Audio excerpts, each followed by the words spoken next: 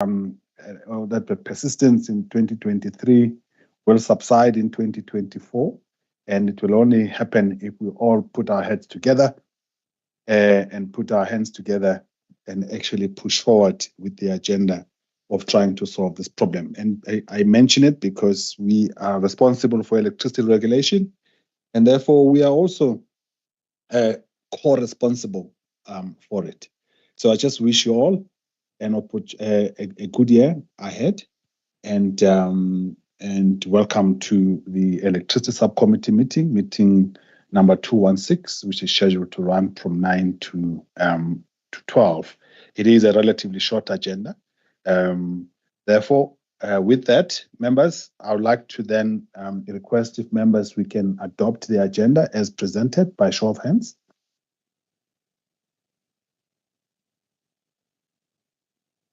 Members, can we? Thank you, Mr. Mkhize, thank you, Mr. Pogola, thank you, Madam Spear. The agenda is then adopted. Thank you, members. With that, can I then ask that we all complete the declaration of interest forms that are published on both PET and on Convene. I must admit, Mr. Mabunda, you need to guide us. The way I go about it these days on Convene is that I've completed and share it with you. So hopefully I don't need to send it again. But if we need to send it to you, please indicate so. If we still need to email it to you, please indicate as such. But I'm assuming that members would have done the same, completed the forms and circulated those back to you. But I'm not sure if members, if there's anybody that wants to declare anything verbally. If not, all of the declarations. Oh, Madam Spear, okay. To you, ma'am. Thank you, Chair. Good morning. I would like to declare that on item 9, eThekwini, I am an audit committee member of eThekwini municipality, but I'm not involved in management. I'm just an audit committee member. Thank you. Thank you, Madam. That is so noted. With that, members will then go straight to the agenda. Mr. Shozi, and by the way, members, Mr. Shozi is going to be acting for us as indicated. Mr. Mavuso has left NERSA, and Mr. Shozi will be acting for us for a couple of months or so until we find a full-time replacement in terms of an executive manager. So, this is Mr. Shozi's first official acting, our first meeting where he is officially acting. Mr. Shozi, welcome, and can I hand over back to you then, if you can assist us with item 5. Thank you, Chairperson. Good morning to you and good morning to the members and colleagues. Chairperson, first submission it will be done by Ms. Moni Souza, but the submission it's a plan for 2024-2025 on customer education programs. We normally every year we bring this plan to highlight to the members what we'll be doing in terms of this project. For 2024-2025, the plan in table 1, it shows the number of customer education that you will be rolling out per province, per quarter, which will total to a number of 75. This plan also supports the APP target. It talks to what is in the APP target. But Ms. Souza will touch on salient points of the submission. So if members have questions, we can then engage. Over to you, Ms. Moni. Thank you, Chairperson, and thank you, Mr. Shozi. Good morning, members, and good morning, colleagues. As Mr. Shozi has said, the purpose of this submission is to request the Electricity Subcommittee to approve the annual customer education program plan for the 2024-2025 financial year. The Electricity Subcommittee is duly delegated to approve the submission as per section 7.6 of the delegation matrix. Chairperson, we consider the submission as read by members. However, just as highlight, like Mr. Shozi has said, a total of 75 customer education programs are planned for the 2024-2025 financial year as per the APP. A breakdown of the number of customer education education programs to be conducted on a quarterly basis per province is outlined on Table 1, P15 of the submission. The plan also focuses mainly on direct and indirect customers in the electricity supply industry, as indicated on P8 to P10 of the submission. The plan covers all customer education programs conducted in the form of face-to-face engagement, radio interviews, as well as virtual workshops where possible. The team will continue to collaborate with licensees, civic organizations, and as well as the members of the Consumer Protection Forum, such as the Provincial Consumer Protection Offices and other regulators to try to harmonize education and awareness programs to ensure that we get maximized impact at all initiatives and also equally empower consumers at all provinces. We therefore, Chairperson, would like to request members to approve the 2024-2025 annual customer education program as submitted. Thank you, Chair. Thank you, Ms. Souza. Thank you for a comprehensive presentation of the item. Members, any questions, comments, guidance on the item? Madam Spear. Thank you, Chair. Thank you to the presenters. Mr. Shozi, welcome. And also to the presenter. Just a knowledge, from a knowledge perspective with regards to this issue, I see that when you split the engagements, others have 9, others have 8. What's the reasoning around that? And also, looking at our provinces, they are unequal. Whether you talk of size of people, I think also it talks of the licensees that are there. So what is the criteria that is used to allocate them? I'm looking at Northern Cape having the same number as Eastern Cape, when we know that from a size perspective and the population and etc. I just wanted to get the knowledge from that side. So what is the criteria that is used to allocate them? Bearing in mind that there might be issues also of time and budget, etc. How do we do the actual allocation per province? Thank you. Thank you, Madam. Mr. Mkiza? Thanks, Chairperson, and thanks to Mr. Shows and the team for the presentation. On the authority side of things, I think it should help just to have a direct quote on the clause that is an empowering clause for the delegation matrix. So there's no doubt around that. And then when it comes to the customer education, I would like to know, because one of the concerns that I've had in the past is how when we go out to solicit public comments, sometimes in some parts of society, you don't get maybe what one would expect to deal directly with what is the issue at hand, which can also be blamed to some extent to how the municipalities would communicate with its residents in the particular area, as well as also lack of information in terms of being shared. How is this linked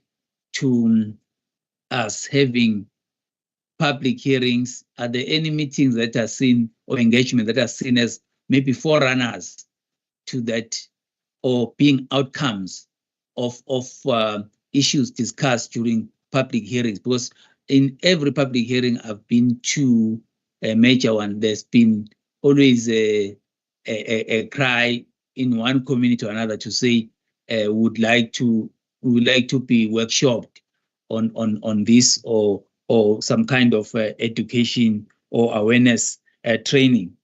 And my understanding is that the team has always done very well in terms of that follow-up, but I don't find it communicated anywhere here. And instead, I find a situation where it says that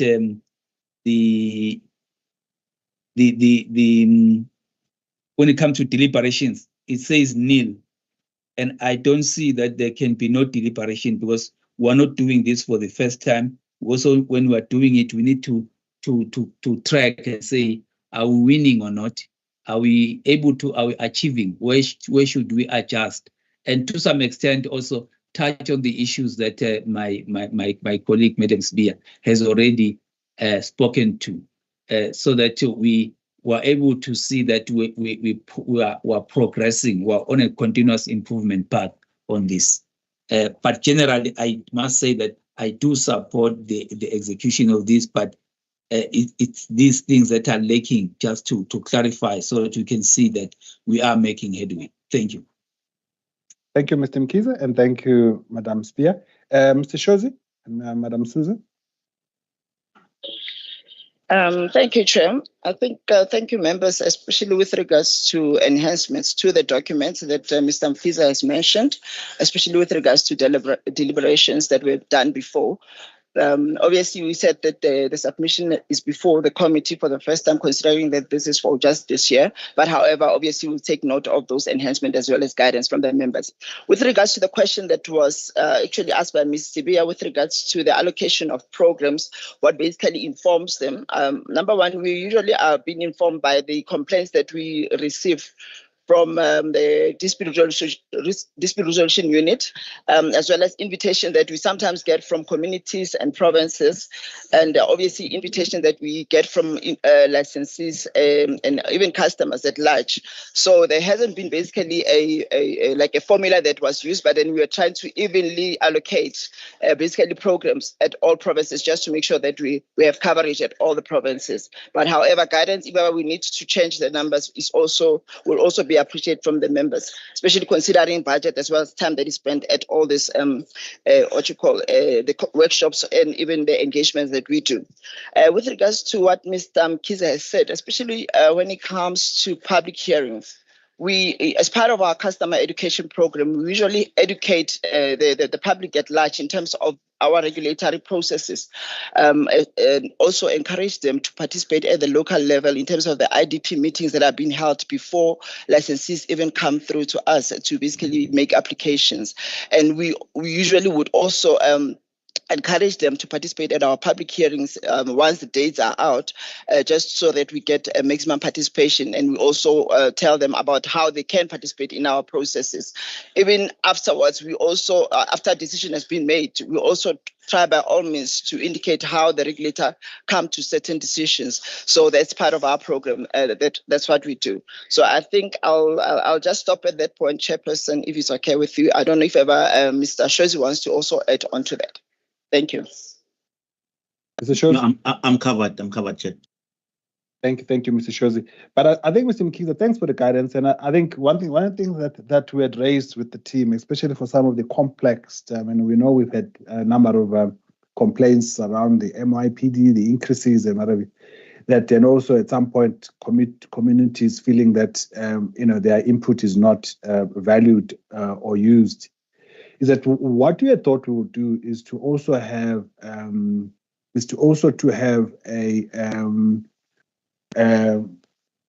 what do you call this closed sessions with small communities where you can actually have a maybe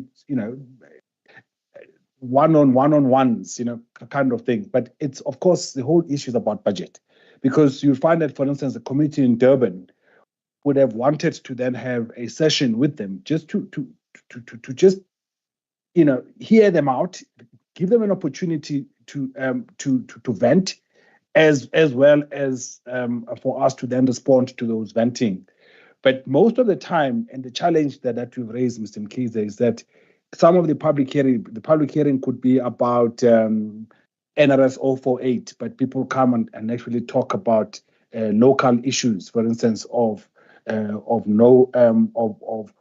load shedding and things like that. And also, even when people do then also communicate, sometimes they tend to talk about something that is outside of the law. So things that simple says, we can't afford this, we can't do this, we can't, but there is no link to the law that allows us to be able to collect the evidence that is required for us to actually make a decision.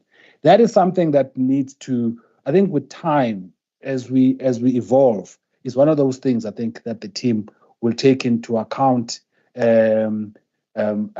such that we actually reform the manner in which we deliver these messages. So it's not just us talking to people, but it's people talking back to us and us having an engagement.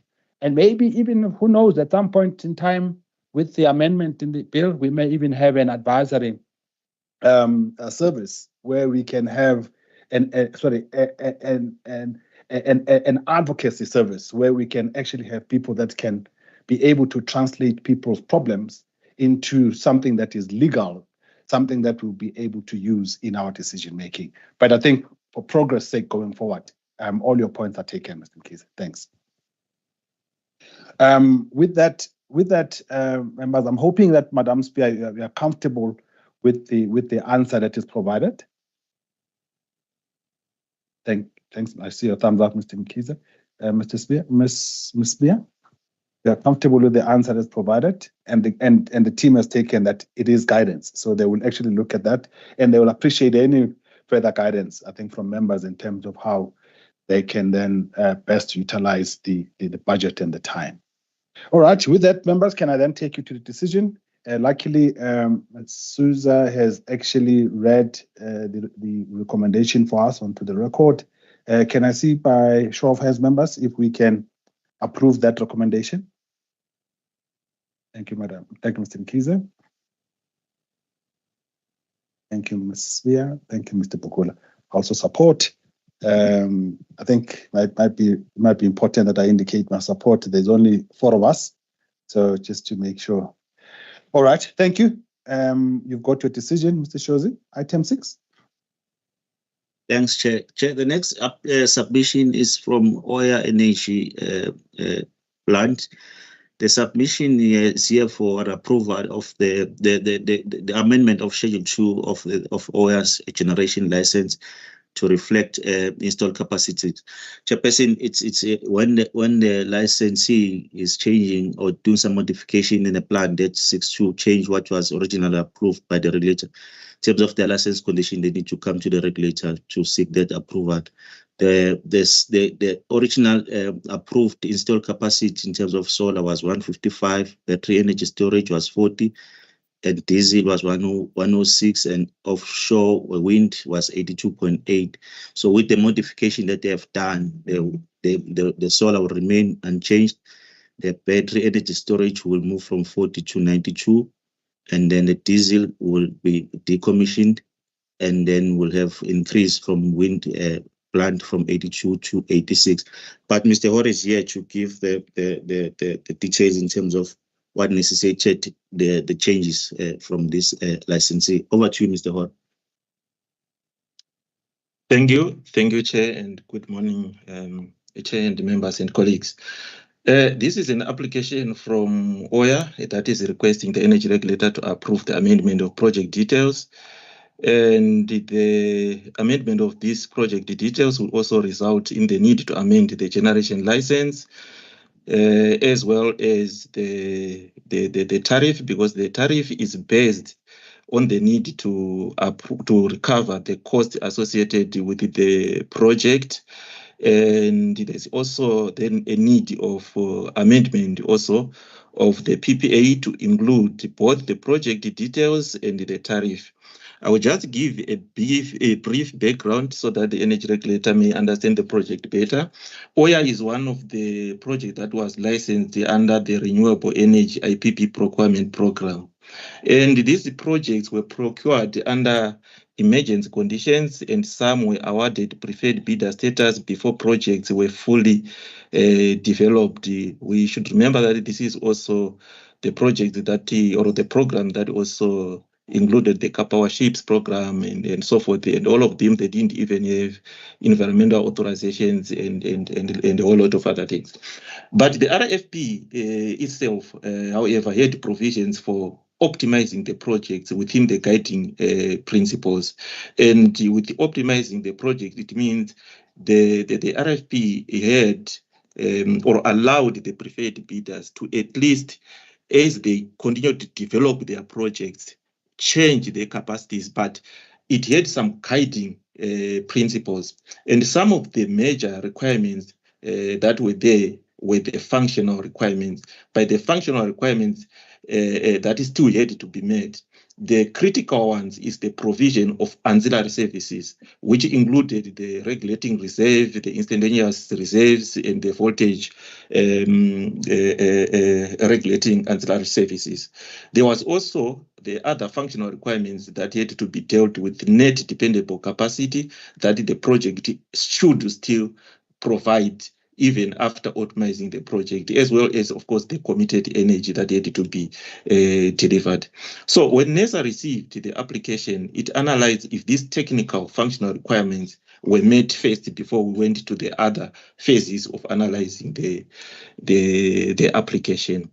The major technical change that we are seeing here is the removal of diesel generators. If you go to table 1 of the RFD, the diesel generators are being removed completely. Now, the diesel generators were the ones that were providing the ancillary services, particularly the regulating reserves and the instantaneous reserve, because we know that the diesel generators, should they be called to operate, they can quickly come online. Now, during optimization, the applicant now proposes that, okay, for me to still be compliant with my technical functional requirements, I will increase the capacity of the battery energy storage, as you can see, from 40 megawatts to 92.4 megawatts. It also proposed that it's going to increase the onshore wind from 82.8 to 86.4. The increase in offshore wind, it will allow the project or the applicant to still be able to fully charge the battery energy storage systems, which are going to provide the ancillary services both on peak and off peak, because wind is always blowing all the time. So these increased the capacities. After analyzing, we see that they actually ensure that the ancillary services mentioned before and the net dependable capacity as well as energy requirements is still being made. So the energy regulator can approve these technical changes. But the second part, when it comes to these technical changes, they also come with some changes in financial requirements. And the value for money protocol also required that the internal rate of return must not increase.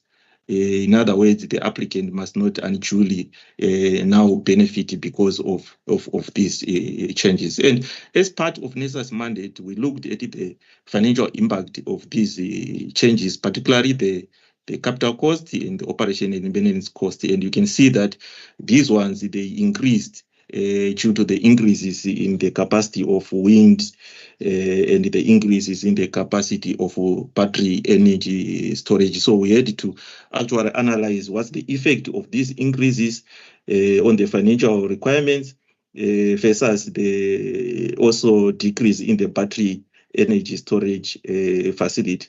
One of the reasons why it's better to increase the battery energy storage capacity and do away with the diesel generators completely is that the diesel generators, they have got high operational cost. They have got to be tested maybe twice per month, even without being really providing a service to the grid. But still, they need to be tested so that when they are required to come on, they are ready. And the battery energy storage systems, they don't need that much maintenance. And the diesel that is used during testing, it's also recovered from the tariff. That's why it was very imperative to say, okay, let's remove these diesel generators and increase the battery energy storage system and the onshore. But with these increases, it also comes with some financial issues, and to ensure that the general macroeconomic price increases that occurred after COVID and Ukraine war are not being factored or are not being smuggled in this application. The increase was based on unit costs approved during tendering. So we are saying, how do we price the incremental cost of onshore wind? It was obtained by the general tendering principles that we normally use, where we say, you are going to price the incremental cost per unit at the rate that you actually did during tendering. Because the challenge that we had when we analyzed this cost is that the cost generally increased after COVID because of supply issues. It's across all technologies, whether it's solar, diesel, onshore, and all other things. Then the shipping cost also increased after the Ukraine war because Russia provides a substantial amount of shipping cost. So the approach that was used, it shows that at least the other issues that were caused by these price increases are not included in the project. Table 6 then shows the summary and the analysis of these changes in the financial indicators as a result of the specification change. It's important to note that although the project internal rate of return on table 6 of the RFD increased, the equity internal rate of return decreased by 18%. Because shareholders absorbed the price increases due to the changes in macroeconomic conditions and possibly its own lack of due diligence at bidding stage, because these projects were done actually at a very much early stage of development. So based on this analysis, Chair, we request that the Electricity Subcommittee approve the recommendations on page 16 of 67 of the decision or on the recommendation on the submission 14.1. Thank you, Chair. I'll end for you. Thanks. Thank you, Mr. Hore. It was a very detailed presentation. Guess we do have the time today. We don't have a big agenda. Members, we've got the item before us. Oya Energy, any questions? Follow-up? Guidance? Enhancements? The show of hands.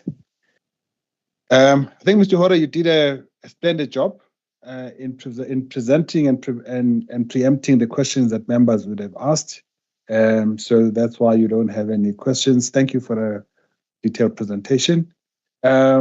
Members, with that, if there are no further questions, if the presentation is great, the actual recommendation is on paragraph 14, and as indicated that the ELS is empowered to approve these amendments, and we are requested to approve the following.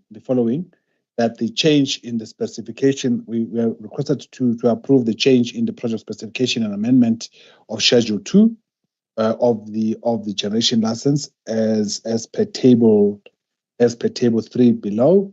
And Mr. Hore did indicate those changes, so I won't read that into the record. The changes in terms of the solar PV, the battery and energy storage, diesel, and onshore wind. I think that is clear enough. They are then requesting that the amendment of Schedule 2 of oil generation to actually reflect the installed capacity. Installed capacities are now indicated on Table 3. And 14.1.3 requesting that the changes in the PPA charge rate as indicated in Table 4, which result in value for money. We're not going to indicate the actual price that is deemed confidential, but there is a change down, I would assume. So the evaluation price, which is highlighted, and versus what is compared with. But Mr. Hore, I assume that is that a price down or a price up? Chair, the price itself is up, but it have got to be looked at in totality with the value that the value that the project brings to the consumer's tax. Okay, thank you. Thank you, Mr. Hore. Just so that it's clear, although we can't mention the actual number, as it is highlighted in yellow and struck through, that has been approved as a confidential number. And the changes themselves are detailed on Table 4. Again, we can't talk to the exact numbers, but the numbers are before you, members. And then, of course, on 14.1 from 4 is the inclusion of a new range of charge rates in the power purchase agreement. Those are the recommendations, members, by show of hands, if we can approve those.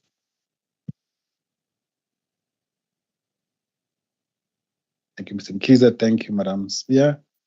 I also support Mr. Pokola. Happy to support. Thank you, Mr. Pokola.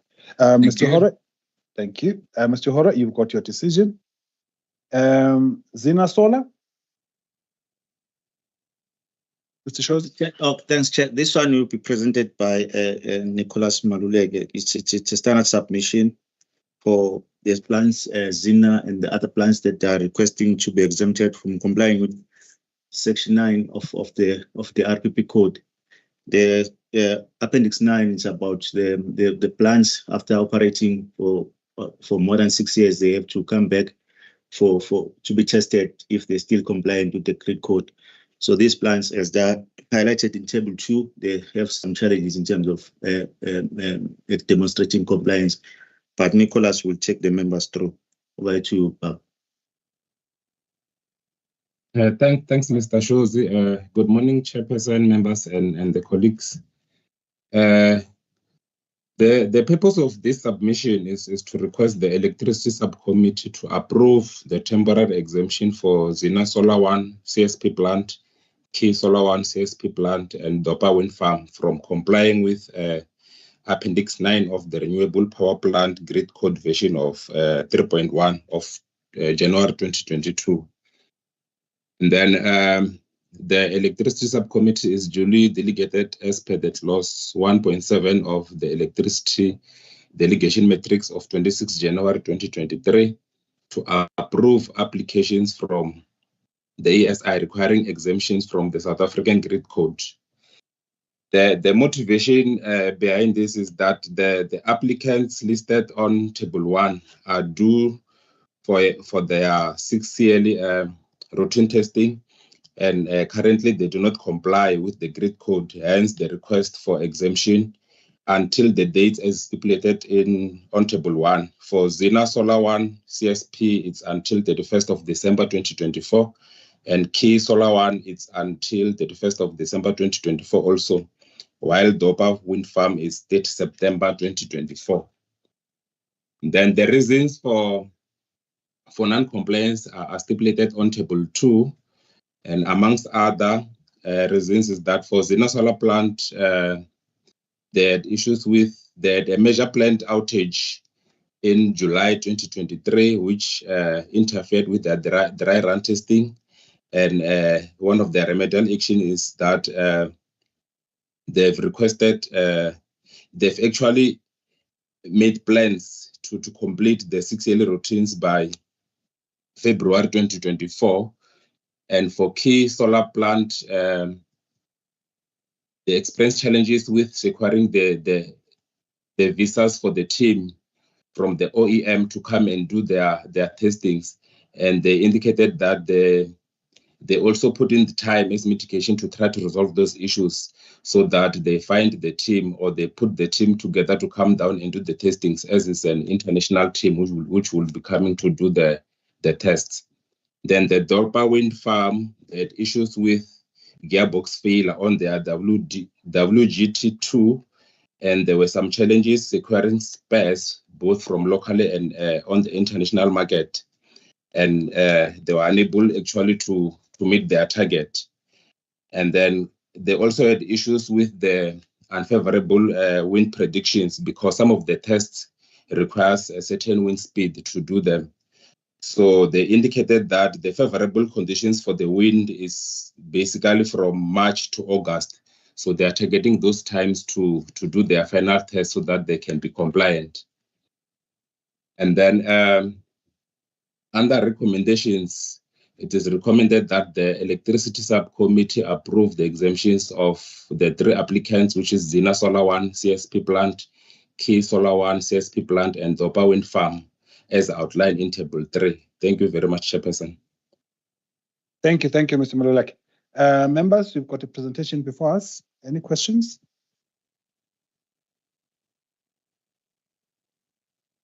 Seems like it's Mr. Mkiza.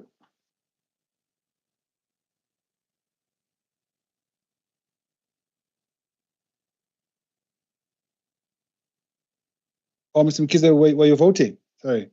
Yeah, I just wanted to say that I'm covered from my side. Thank you. Okay. Thank you. Presentation. And thank you, Mr. Mkize. I guess we are pretty familiar now with these changes, with these clauses, especially that clause 9 and the challenges that come with that.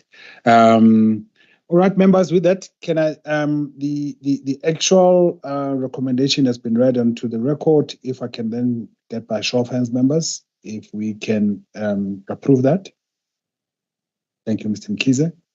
Thank you, Madam Spear. I also support Mr. Pukula. Are you comfortable? Thank you, Mr. Pukula. Thank you, Mr. Maluleke. Mr. Shozi, you've got your decision. If you can then take us to item 4, please. Item 8, sorry. Thank you, Chairperson. Chair, the next submission, it's here for NACU. We are seeking approval to publish a consultation paper on the generation service quality incentives. Chair, that you will recall that recently we have just approved the submission of incentives for transmission for distribution, and also made a decision on the incentives for transmission. So the only element that we have not been didn't have this type of some quality incentives is generation. Whether the generator is performing badly or is performing good, we have not been. It has not been measured as such. So we are trying to bridge that gap by ensuring that the generations themselves, they also be measured in terms of the performance. If they're performing badly, they get penalized. If they're performing, the performance is good, they also get incentivized in terms of the. Chair, on the purpose, I also like to probably request that the timelines should be noted. It should not be approved by the members. But let me request Mr. Matoma Khupa to come in to give details in terms of the project and the recommendations that you are seeking from the members. Over to you, Mr. Khupa. Okay, thank you, Mr. Shozi. Good morning, Chairperson and members of the ELS. Taking the matter as read, the purpose, as Mr. Shozi has highlighted, is to request the ELS to approve the publishing of the generation SQI for public comments. And the other one is to note, not approve, but to note the proposed timeline for the public consultation. And this committee is duly delegated to approve requests for public consultation by section 6.1.6 and 6.2 of the delegation matrix of October 2023. The background Mr. shows that highlighted that this has been one of the missing SQI, especially for generation. And one of the things that we're trying to encourage is to improve the quality of service provided by customers through generation owners, and also to provide a realistic expectation of the power plants in the near future, and also ensuring what can be measured is actually can be achieved. And currently one measure that has been proposed on the framework is the measure of energy availability factor, which compromises of planned capability loss, unplanned capability loss, and other capability factor. So this public consultation will be together a more global acceptance KPI for generation performance, and also ensuring that there is enough data that can be collected and analyzed for power plant performance, as well as making sure that the benchmark that has been set can be achieved. And this will also assist in setting the realistic generating unit capabilities globally, as compared to what other countries can achieve and what other units can be achieved. And one of the other methods that will be followed is what we call the BAT tube curve, on which power plants will be analyzed depending on their technologies as well as their years during the collection of data and analyzing. With that, the recommendations are on page 5 or 15, which has to approve the publishing of the generation SQI consultation paper for public comments, as well as to note the proposed indicative timelines for the public consultation. And also on the consultation timelines, we've just identified that there might be a risk due to other dependencies, and then we also like to extend with at least 2 more months. And to add to the buffer so that the data collecting and analyzing of it can take more time than we might have anticipated. Thanks, Chair. Thank you, Mr. Kopa. Members, the document is before us. The request is for us to authorize the publication of the consultation paper and to note the timelines. Any questions, Madam Spear? Thank you, Chair. Thank you to the presenter. Excuse me. I note the timelines. I just wanted to raise, I think, one of the issues that has been raised on a number of occasions when we have our public hearings about the process. Is the team looking at also, even though the stakeholders will be given an opportunity to make oral presentation, there has been instances when we are having the public hearings where there are issues or people are raising the fact that the online platform is not suitable for everyone. If the team can also looking at other avenues, like I said, Chair, I do take into account the issue of timelines, but can we also include other avenues that will accommodate everyone? Because it was an issue that the online platforms do not at all times accommodate everyone. If we can look into that when we are doing these consultation processes. Thank you, Chair. Thank you, Madam Spear. Mr. Pokula? Thank you, Chair. I am in support of the proposed measures, and I think they will go a long way in assisting in the other things that need to be done to incentivize or penalize Eskom generation. The only issue I have is that this document is really riddled with spelling errors that even take away the meaning of this. Let me just for demonstration purposes take you to page 3 of 5, and if you go to that paragraph that says, in establishing this framework for generation SQI, NASA proposes one of the measures which will compromise. I know that we meant comprise, but when you go down to the same document, page 5, you still have this comprise, and you have others. I don't think that these meetings are for us to be correcting spelling, but I think we would be greatly assisted if we have documents that really have been well prepared. Thank you, Chairperson. Thank you, Mr. Pokola. Mr. Mkiza?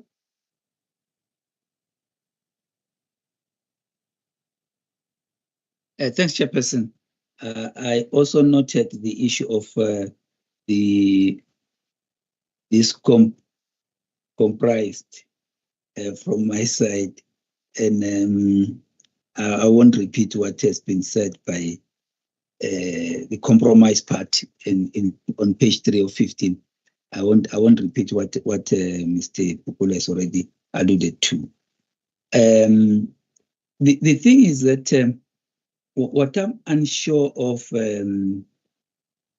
Chairperson, is when it comes to, was my understanding that the consultation paper actually starts on page 6 of 15. And in terms of the explanation of this, whether we're looking at the PATAP, the EAF, as to the, for the general member of the public to kind of understand, and especially how this would relate, for example, to the challenge that we are facing around load shedding. I'm struggling with that in terms of somehow maybe to enhance this document in the explanatory part, to make it easier for the ordinary member to follow and understand how this will impact them. Yes, you will get people from the academia and those that are industry practitioners. commenting on this, but I think it's important for the explanation to kind of cover the layman, if I may use that term. Thank you. Thank you, Mr. Mkhize. Mr. Shozi, Mr. Kopa. Yes, Chair. We note and appreciate comments from the members who will ensure that the submission its errors are removed, and the improvement that is suggested by Mr. Mkhize will enhance the background on the consultation paper itself. Around the online platform, Chair, let me leave it to you and assisted by RSU. From where we are, the online, it came when we first experienced the lockdown. So since then, we have not been going on the physical public hearings, but as the team, we are not opposed to any physical public hearings if the leadership of the organization is taking us to that direction. But I would allow you to address that one, Chairperson. Thanks. Thank you. Thank you, Mr. Shozi. I think firstly, just to acknowledge, Mr. Pukola, there's a commitment that Mr. Shozi has made. It is the start of the year. These were signed last year.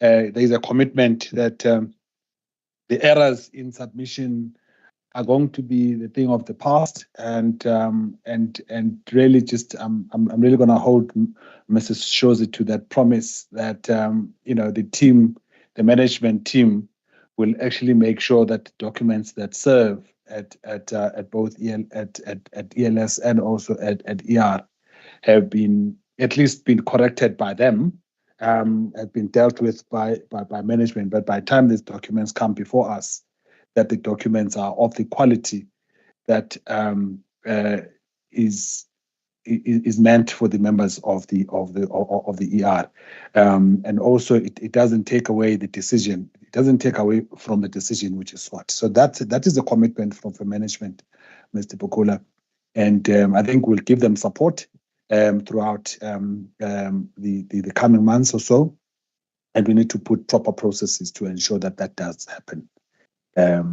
So on that, we don't want to come up with any excuse. I think it's something. It is work in progress, and but on the issue that is raised by Madam Spear, it is a serious concern.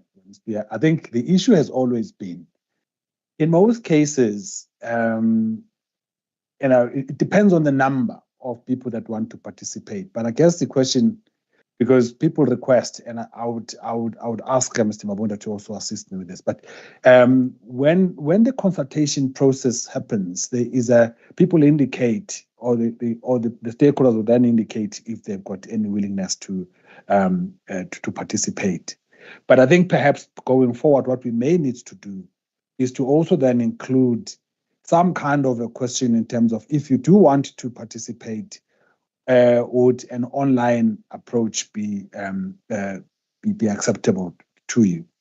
So I guess the issue here is that it gets a little tricky to maybe just go down to Durban, for instance, or go to Free State just to actually engage with one party. If there be more than one person that applies to or requests to present, then it does give us an opportunity to then make a decision on whether to actually have, firstly, in terms of the number of days for the public hearing, but also in terms of how the public hearing will then be conducted. But it's something that needs to be looked at, and as part of the new normal strategy, it's something that is being considered as well. But I think any inputs, Madam Spear, would be welcomed. But really, most of it is driven by the number of people that are actually wanting to make representations. So, but in terms of us going, especially post COVID, in terms of us going to locations, we are not loath to that. It's just that it's got to make financial sense, business sense. And And yeah, so it's not going to be profitable for us to just go and actually make presentation or to arrange a public hearing for just one or two people and actually make all of these logistical arrangements for just two people. But Mr. Mabunda, would you care to add? Thank you, Chair. Am I audible, Chair? Yes, we are. Thank you. Chairperson, I think you have covered it well, except the fact that for us to be able to go to a public hearing, we are not in a position whereby we can say to the public, do you prefer an online or a physical public hearing as they are registering? Once we get to a process of registering, the platform of a public hearing has already been decided. So it is a battle that we have been struggling with for over the years, whereby we have no indication or knowledge of whether or not we will have presenters for any of our public hearing. So we previously would say we are going to Durban, and then we publish it as such. If we do not have any presenters, and then the public hearing will be cancelled, and we may, if we have one presenter, we may proceed online with that one presenter, like that, Chairperson. But to determine or decide at the registration stage to say, are we going online or physical, it has proven to be undoable, impossible, Chair. And the decision of whether we go to physical or online, that decision is not made by RSU. RSU, we are a support team of what the division wants. We can provide guidance there and there, but the decision of what the department wants, it's coming from the division, and RSU provide assistance, Chair. Thank you. Thank you, Mr. Mabunda. I guess all our simple saying is that we need to, as we improve our processes, because clearly, when we decide to have a physical engagement, there may be bookings that need to be made, and if we have to cancel, there may be cancellation fees. It has happened before, so it is quite a tricky one. But it's something that we need to, because we need to be people-centric. So it's something that we need to work on as we proceed. Madam Spear, I see you've got your hand up. Follow up. Thank you, Chair. Thank you for that. I think, Chair, what we then need to do is that at those sessions, we need to highlight these challenges that we are facing, to say because it sounded like we are saying no. Like you said, the word now, we are not consumer centric, etc. And when they were raising it, we were in a defensive mode. We need to, whenever this issue is raised at the public hearing, to say these are the challenges we're having, but we are working on it as an organization. We will find a way of dealing with it, and look at the challenges that were there before. How do we work around them? And if we can't, we just say due to these challenges, unfortunately for now, we are going to work using this platform until something else changes. Thank you, Chair. Thank you, Madam Spear. All right, members, can I then, if there are no further comments, can I then take you to the decision that is sought? It's really just for us to approve, firstly, just to approve the actual publishing of the consultation paper, and then to note the proposed timelines. The show of hands, members, can we approve that?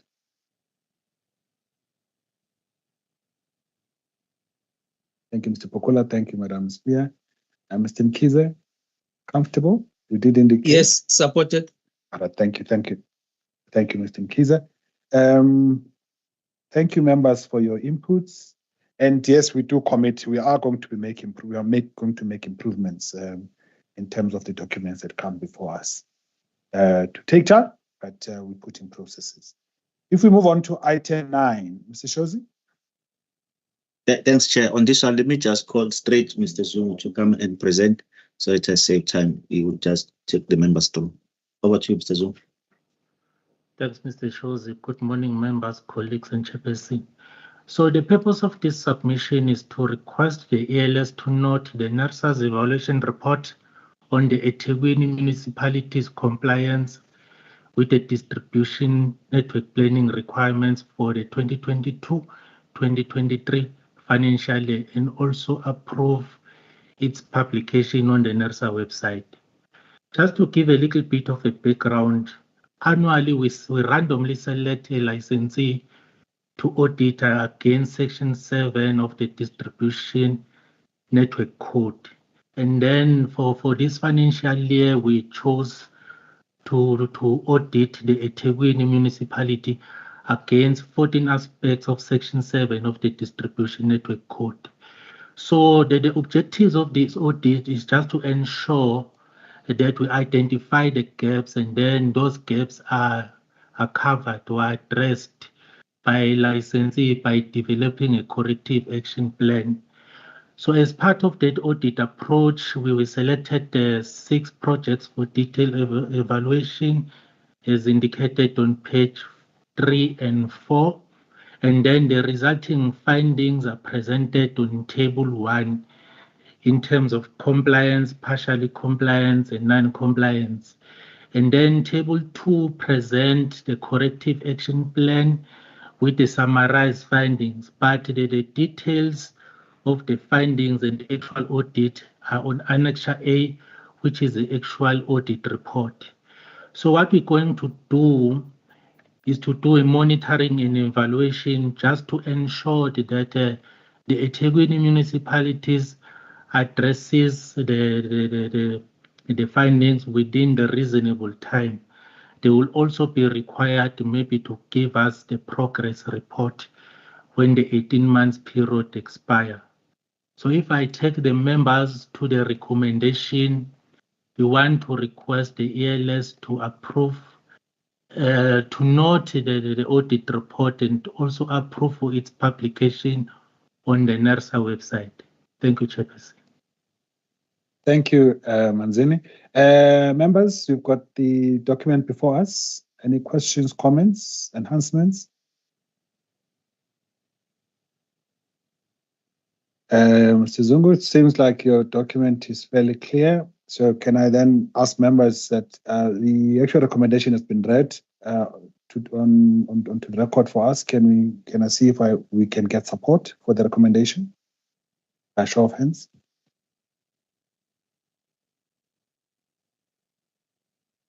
Thank you, Mr. Pokula. Chair, I've got a problem raising the hand. I support. Okay. Thank you, Mr. Mkize. Noted. So noted. Thank you, Madam Spear. So your recommendations have been supported. So, Mr. Shozi, this brings us to item 10. With that clarification. Thanks, Chairperson. The next one, Chair, it's a report, a consolidated report on the compliance audit conducted in the third quarter of 2023-2024 financial year. Chairperson, the table 1 shows the distribution of audits that we're doing in this financial year.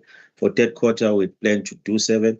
I need to highlight, Chairperson, the team will only do 6, mainly because one of the licensee that had to be audited, they asked for postponement of the audit, but it didn't allow time for colleagues to do it in the third quarter. So the remaining audit for fourth quarter will also cater for the one that was not done in the last quarter. But let me invite Chisilo to come in and just take the members through and the recommendation that is sought.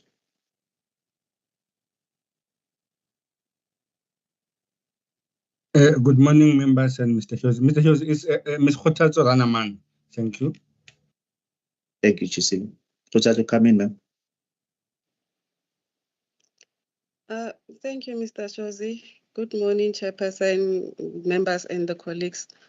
The purpose of this submission, Chair, is to request the Electricity Subcommittee to note the consolidated report on the electricity generation industry compliance audits conducted in the third quarter of the 2023-2024 financial year.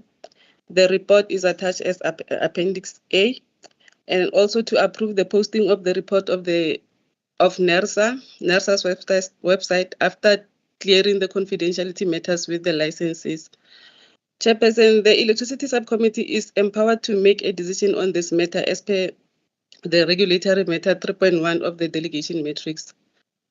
Chairperson, I would like to take this submission as read and go to the recommendation on page 5 of the submission, which is it is recommended that the Electricity Subcommittee note the consolidated report on the generation industry compliance audits conducted on the third quarter, and also to approve the posting of the consolidated third quarter report on NERSA's website after clearing the confidentiality matters with the licensee. Thank you, Chair.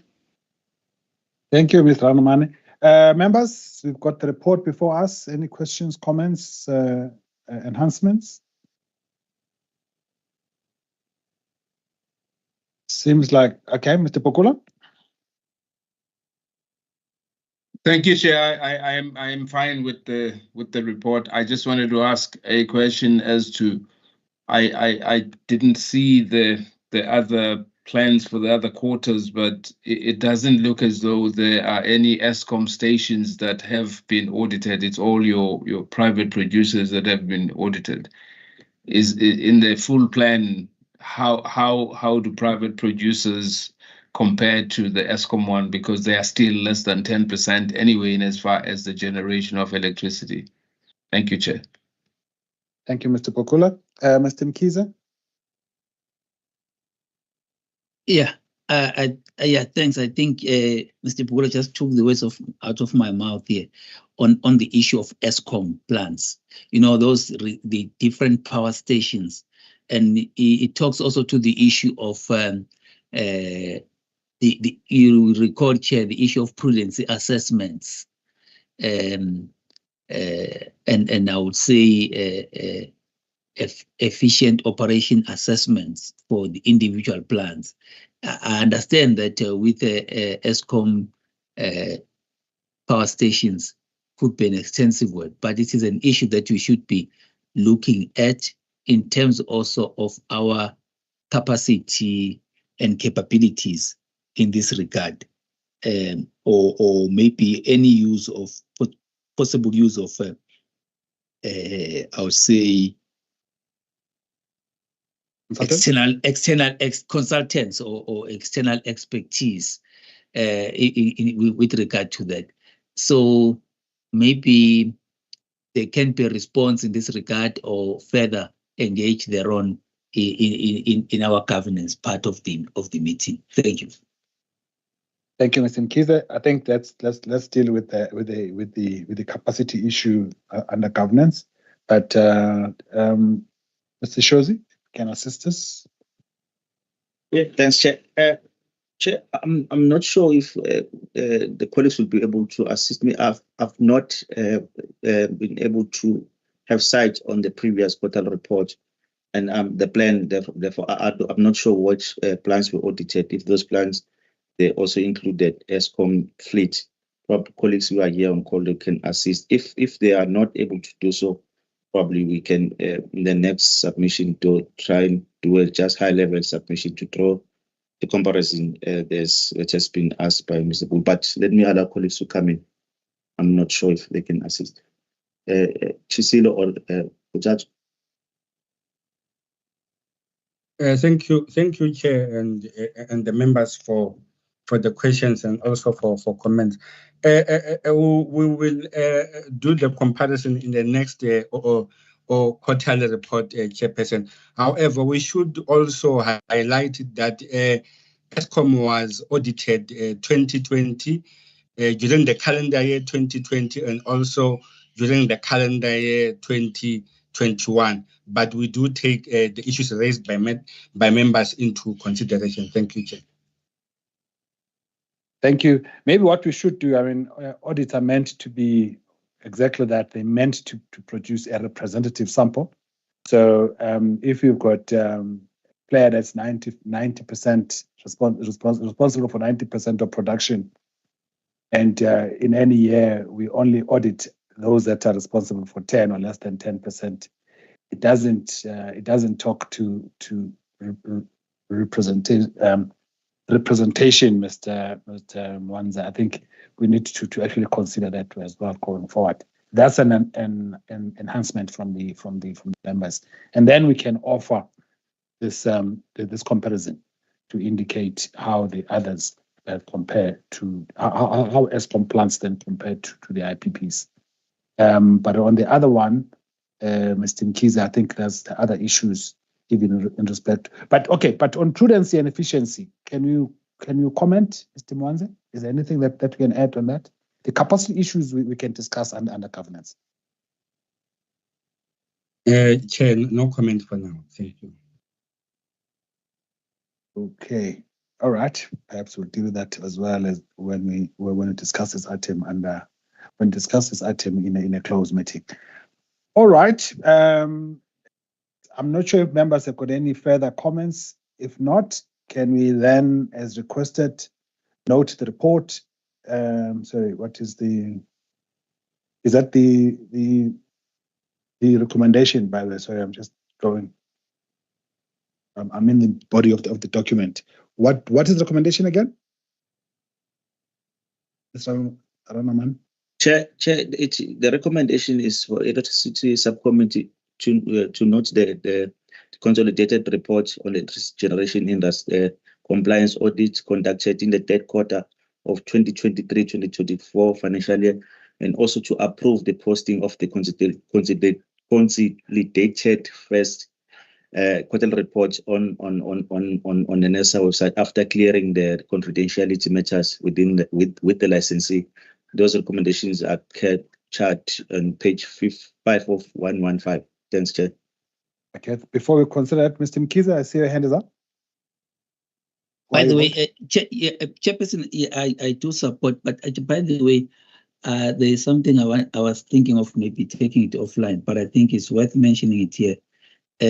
I appreciate what is on page 12 in terms of the executive summary there, stating the selection criteria for the representative sample, which I think the previous report should also be very clear about, because they talk of random sampling that is not seen as if there's a targeting of certain licensees, but that there is an objective, fair process that gets followed in getting to that.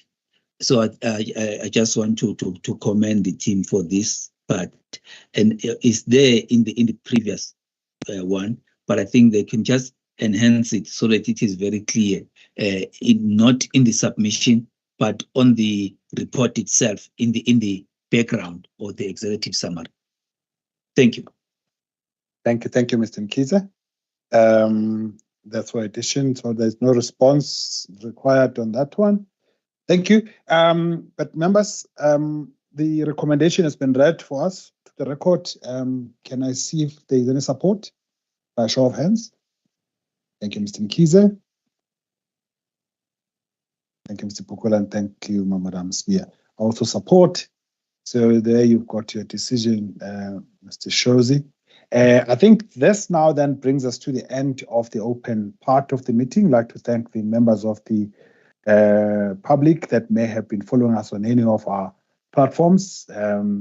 We'd like to ask you to continue to support us going forward. Thank you. The meeting is now closed to the public. Mr. Mateja, if we can close the meeting first, please.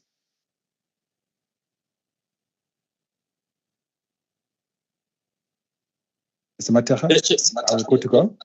Chairperson, the meeting is of the